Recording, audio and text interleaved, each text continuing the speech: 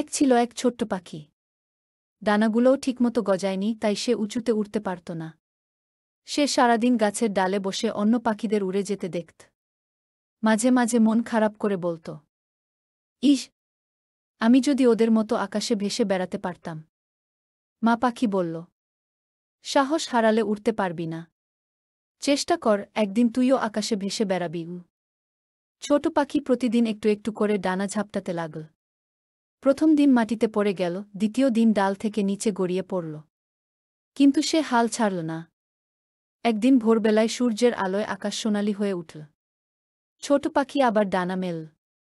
এবার সে মাটিতে পড়ল না, হালকা হাওয়ার সাথে ভেসে উঠে গেল গাছের মাথার উপর। সে খুশিতে ডাক দিল, চলো, আমি পেরে গেছি। আমি সত্যিই উড়তে পারি। তারপর থেকে ছোট পাখি ভয় পেত না। সে জানত, অল্প সাহস আর ধৈর্য থাকলে কোনো স্বপ্নই অসম্ভব নয়।